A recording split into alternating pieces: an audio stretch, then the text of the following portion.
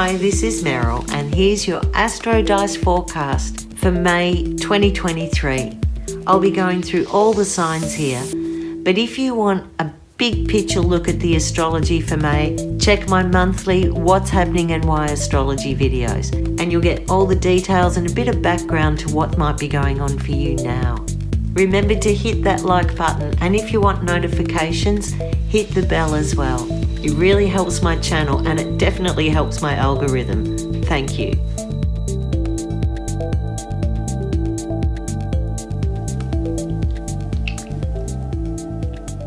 The full moon is on May the 6th in Scorpio, and there's a whopping new moon on May the 20th in Taurus. Mercury's in Taurus all month, currently retrograde. It'll turn station direct on the 15th, but stay in Taurus right through. Venus is in Gemini, moves into Cancer on May the 7th, and Mars is in Cancer, moving into Leo on the 20th with that new moon. We've also got Pluto, recently moved into Aquarius in a big move, turning retrograde on May the 2nd.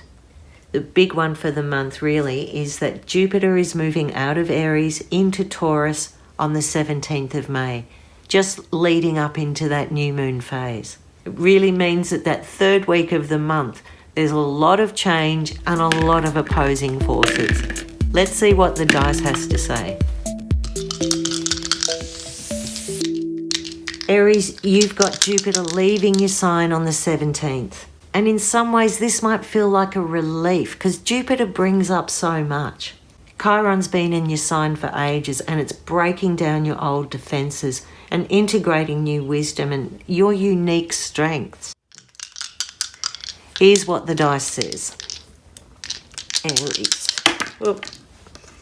You've got the 9th house, Jupiter, and Aquarius. Straight up, we've got a really nice match here. Jupiter in the 9th house increases that perspective. It gets you traveling in the mind and physically moving, expanding your horizons.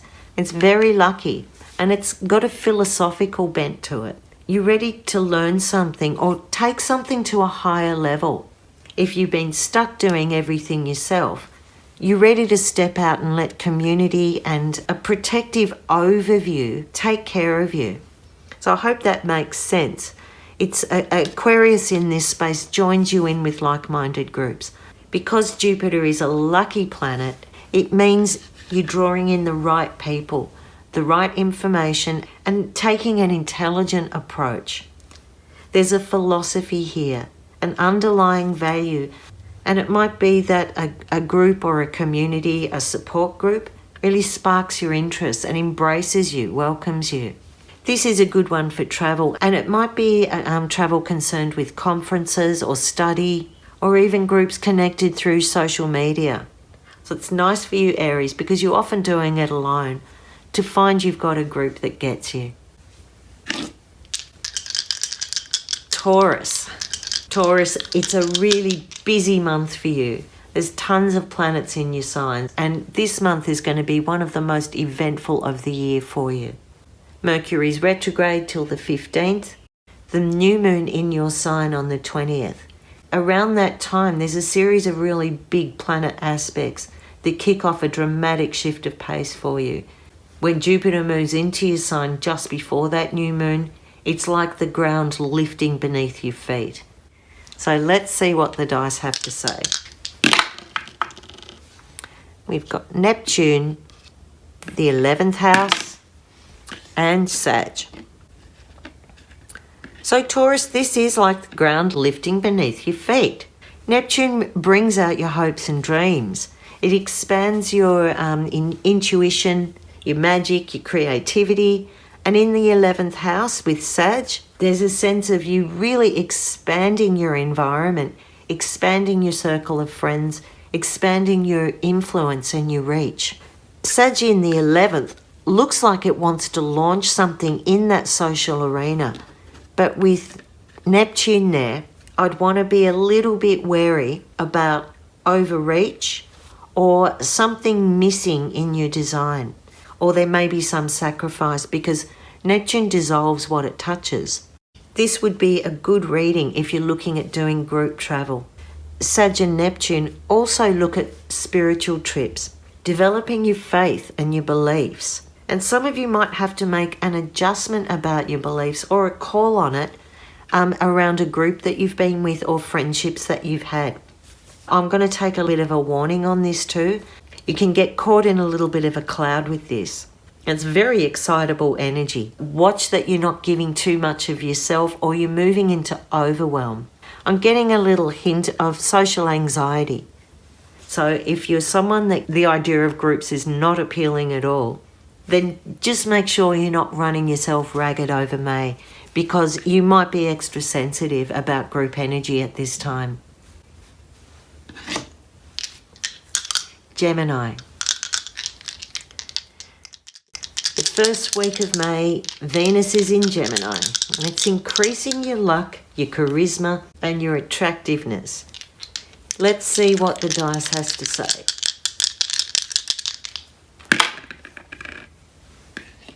Gemini, we're speaking straight to you. What's that? 9th house. And the sun. This looks like a really nice one for you, Gems. It's about getting your thoughts and your opinions and your words out to a broader audience. And it's respected, it's understood.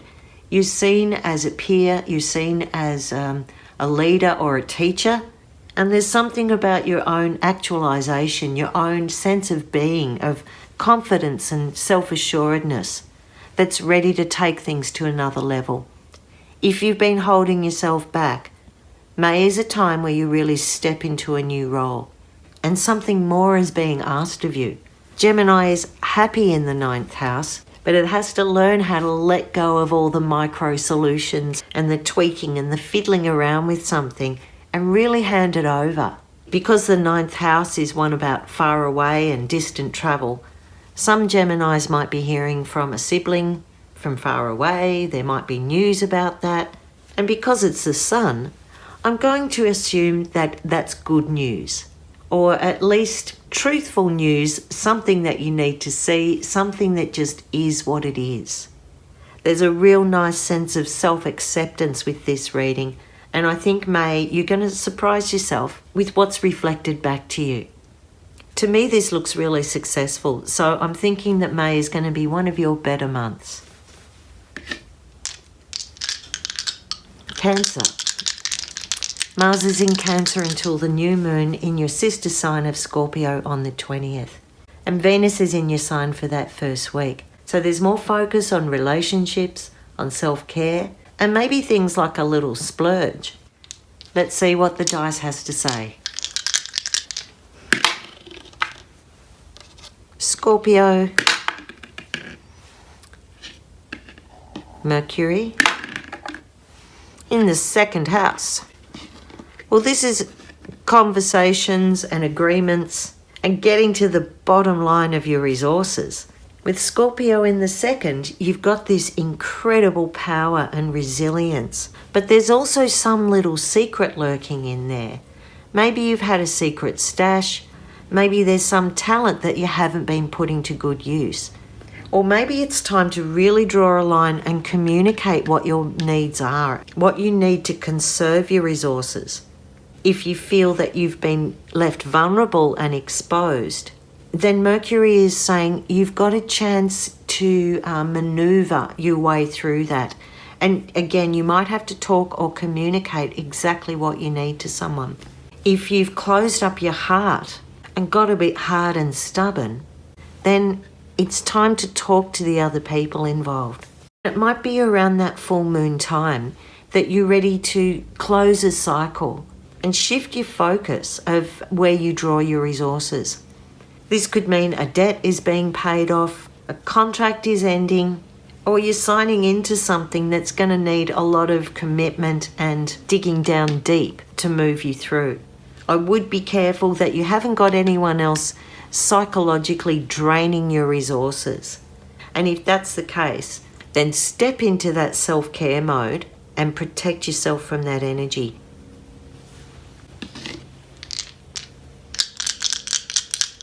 Leo. May's quite a dramatic month for you, Leo. And that new moon on the 20th opens up a can of bees. When Mars moves into your sign around that time, you'll be drawing a line in the sand. And there's a lot of energy that you're just gagging to express. So let's see what the dice has to say. We've got the South Node, Pisces, and the 3rd house. So Pisces is a water sign, and it's soft and loving and compassionate, and it's also really foggy around the edges. In the 3rd house, we've got conversations, the way you learn, the way your mind is, and your connections with the people around you. So this could be looking at your neighbours, the local businesses in the area, your local environment. Something in that space is lessening or pulling back or withdrawing or releasing. There's a lot of nostalgia and recollection that's in this read for you. So I don't know if you're looking back at a neighbourhood you used to live in, or looking back at childhood and doing a lot of walking down memory lane. It could also be that someone from the past is coming back into your life in some way. The 3rd house means your mind comes together. And with Pisces, you might have had a skewed memory about something, but you get a chance to revisit it and form a deeper or a clearer understanding.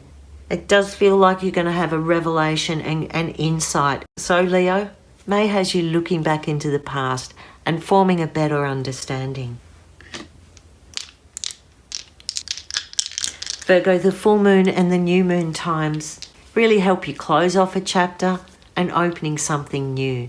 There's positive energy coming through to you, even though the astroclimate is pretty dramatic this month. Let's see what we've got.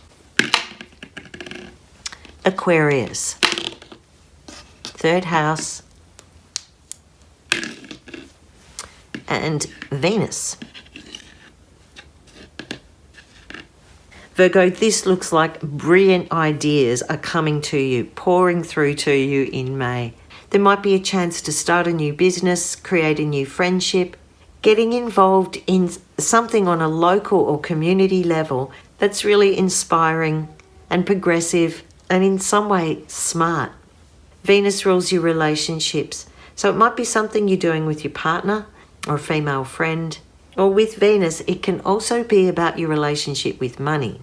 And I'm seeing a bit of money coming in with this. This could mean that there's a really cool little side hustle or new role that you're doing, maybe a teaching role or advisory, advocacy, or it could mean that you're volunteering in a more altruistic way, joining into a group or a community and sharing your local knowledge. Some of you might find that you've got communication with sisters. 3rd house rules siblings as well. And it might be a sibling relationship where one of you is a bit different to the others, either because your outlook is different or you're a bit kooky, a bit of a black sheep in the family, or it might be because your level of education is different to those in your family. These are the things that are coming up for you, Virgo, but there's just such a nice stream of inspiring, intelligent opportunity with this that I really like, May, for you. This is a really nice read for collaboration. So I think if you're looking for other people to join your network, May is a month you come across the right group. Libra. Libra, you've had Jupiter opposite your sign, and it put a bit of pressure on things coming to you to step up and be everything for everyone. But now that Jupiter's moving into Taurus, you might feel a bit of sort of deflation. Let's see what comes up for you with the dice. Oh, 11th house, Libra, and Uranus. Well, this is going to upset your little scales. Uranus is the planet that brings upheaval and change and sudden shifts of energy. It's really at home in the 11th house. It rules the 11th house. So these two are happy. How does Libra feel about that? Libra wants balance and can get stuck in a rut trying to achieve that. So it looks like May has quite the burst of brilliant, inspiring energy, something that shakes up your perceptions, and it throws you in the 11th house into a wider group, a more unusual group. It can be a group around astrology. It can be a group connected with technology and things of a progressive nature.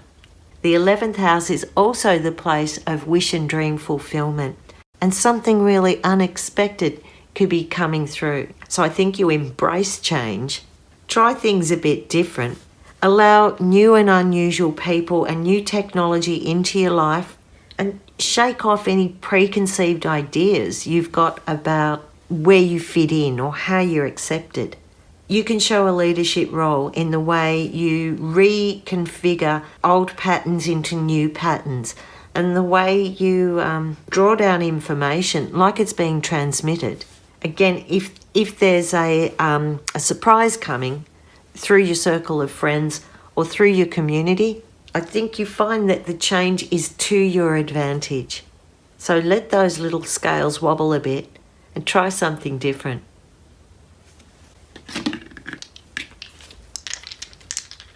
Scorpio. Scorpio, you've got the full moon in the first part of May, and Pluto, your ruler, is moving retrograde. This is a culmination, and you might have to step back into the past or go down into the deep depths to find that buried treasure that's there for you. Let's see what the dice has to say. We've got Mercury, Sag,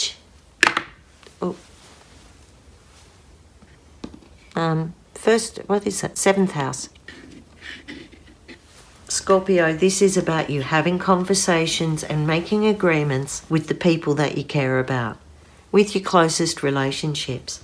Sag in this area wants a bit more room and freedom. It wants to have that trust to have a long leash and explore into the outer areas. But the dice here is saying you need to talk about that before you do it.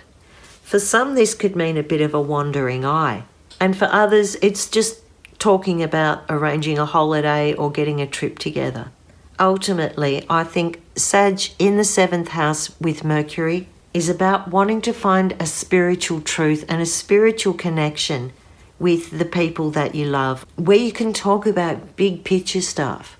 For some, it looks like long distance relationships and communicating over a space and time. May is the time, Scorpio, that you want to take it further. Something sparked your inspiration and you really want to develop the thought around it and share that with other people. Sagittarius.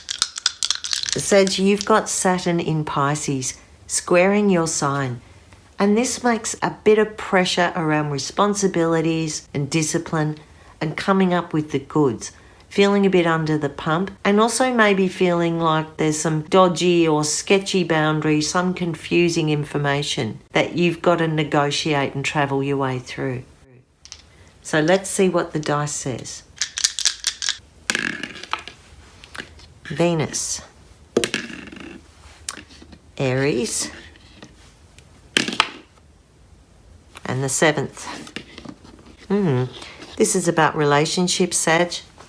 It's about getting your independence and taking the lead in the relationships around you. Some of you might find that you come up with a conflict against some sort of Aries energy, someone who's very blunt and clear and focused and driven, a bit military. It could be a boss or someone you work with, or if this is in your personal relationships and your friendships, it might be about you kind of squirming away from someone trying to control you. May is about you forging your own path. It's about believing in yourself. And Sag, as you know, lots of people might want to lead you, but you're not inclined to follow. You have to make this happen.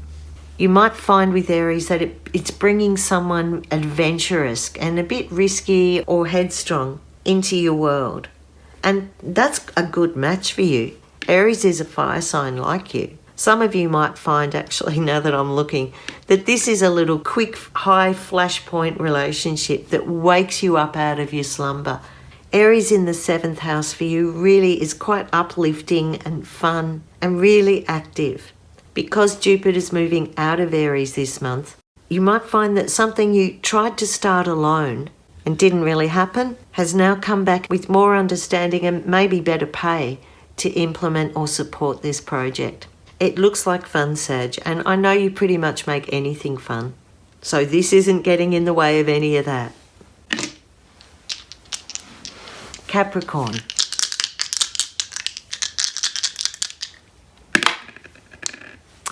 We've got Gemini, Mercury, and the 9th house. Oh, 6th house. So Capricorn, this is about your conversations at work, in your daily life, conversations with your family, conversations around health. If you're looking at getting a bit of a program together or learning something new or developing an idea, May is the time that you really start nutting out the detail. We know that Mercury is retrograde for the first half of May. This isn't the time to launch something, but go deep and research. Get practical about your ideas and your plans. See how they work in everyday life and to everyday people. You might be getting health reports back and needing that conversation to get you moving in the right direction. In Gemini, there might be mobility problems. There might be chest and lung problems. Mercury being the ruler of Gemini, that's a positive start for this information that's coming through. So I really do think you're getting all the right information in May to start to work with it and get the practical details all lined up in a row. There's some little piece of the puzzle that still needs to drop in. But being Capricorn, I expect you'll find out what that is. Aquarius. Aquarius, around that new moon time on the 20th, there's a bit of a jolt and disruption for you fixed signs. So let's see what the dice says. Sun, Sag, 2nd house. This looks like May, you're on a search for the meaning of life, seeking purpose in the way you use your resources and assessing whether you've gone too far on something. What needs to come back and land and be redirected? What keeps you alive? What sustains you? If you're really looking for that purpose, look at your own chart and see what you've got on the cusp of the 2nd house. See what planets are there and see if that gives you a link into how you want to develop more meaning. Sag in the 2nd says that your wisdom, your experience, your ability to see into the future is one of your greatest gifts. And this can also mean speculation and gambling. So if you've been caught up in something like that, put your feet on the ground and get a grip. There is a risk here with May that you can go too far with something. Put yourself out into a place where you've got anxiety and nervousness because you haven't maintained your centre. At the same time, you're quite willing here to try something different, willing to put your time and your resources into something that will work for you in the future. With Sag, we're looking at 12-year cycles. If it's something that says you want quick money right now, that's a possibility, but you might lose it as quickly as it comes in. So watch that balance for May. Pisces, you've got Saturn in your sign, bringing you down to earth and trying to pin you into a place of reality. What does the dice say? Aquarius, Neptune, and the 2nd house. Neptune is the ruler of your sign, and the 2nd house is about your resources, about your body, and about what you have. There's no doubt, Pisces, you have oodles of Neptunian strength, but with Aquarius, it wants you to be able to put that oodles of Neptunian strength into a collaborative effort, into a more intelligent form, to be able to nail it down to a system or a program. But I just have my little concern. Although you love Neptune, Neptune in the second house is not necessarily a good place. It can drain your resources. It can make a bottomless pit. And one thing you've got is an endless resource of ideas, but you might be giving them away. Or you might be giving them to places that aren't able to hold those ideas, and the ideas sink. I feel in May you may be having to change plans in quite a revolutionary, fundamental way.